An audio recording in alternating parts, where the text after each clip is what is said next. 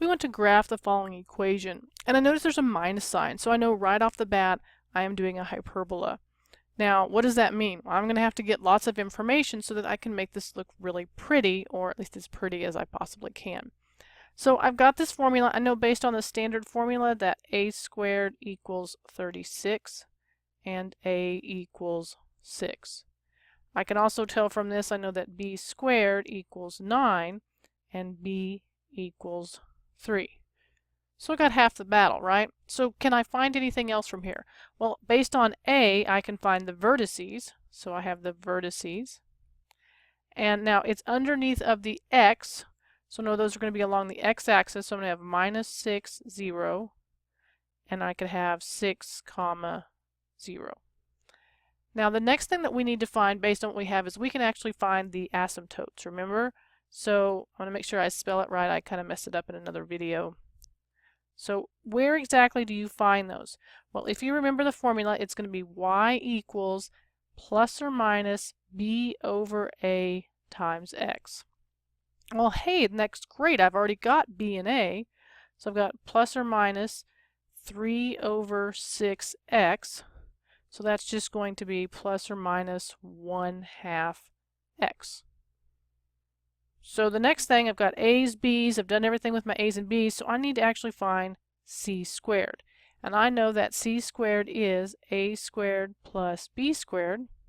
So this is going to equal to 36 plus 9, which is going to be 45. Now that's c squared, so if I want c, that's going to be plus or minus 9 times 5 is going to be 3 square root of 5. That's the funniest looking 5 I've ever seen. There we go. So now these are going to be my f's. So I can have them at, remember again, the y's are the 0. So this is going to be minus 3 square root of 5, comma 0. Or it's going to be at 3 square root of 5, comma 0. Okay, so we've got those. Now, do we think we have enough to go from? Well, let's find out. Let's actually try to graph this bad boy. Okay, so I've drawn my graph. I know that I haven't changed the x or y, right? There's nothing added to it and there's nothing taken away. So I know that my center is going to be at the origin, if it will draw. There we go. Now, the other piece of nice advice that I did find out is I did find my vertices. So I've got minus 6 and 0. So minus 6, 1, 2, 3, 4, 5, 6. And I'm not going anywhere. And then 1, 2, 3, 4, 5, 6. And I'm not going anywhere. So I've got my vertices. Now I've got these asymptotes. So I need to actually graph these. Now, we know they start at the origin, correct? Because there's this, we think of this as y equals mx plus b. There's no b, so that's going to be 0. So what I want to do is I'm actually going to start at the origin. Now I'm going to do the 1/2, there's 1/2 x, and there's also going to be a negative 1/2 x. So let's do the 1/2 x first. So that means we'd go up 1 over 2. And then I'd go up 1 over 2, up 1 over 2. And then let's go down 1 to the left 2, down 1 to the left 2, down 1 to the left 2. Now, remember it's an asymptote, so that means it's going to be a dashed line, and I'm going to try really hard to kind of sort of at least try to hit those points. Okay, so there's 1. Now I need to do the negative 1, so it's going to go the opposite direction. So I'm going to go down 1 to the right 2, down 1 to the right 2, down 1 to the right 2, up 1 to the left 2, up 1 to the left 2, up 1 to the left 2. And again, I'm going to try really hard to make it at least kind of sort of hit there. Okay. So we've got that.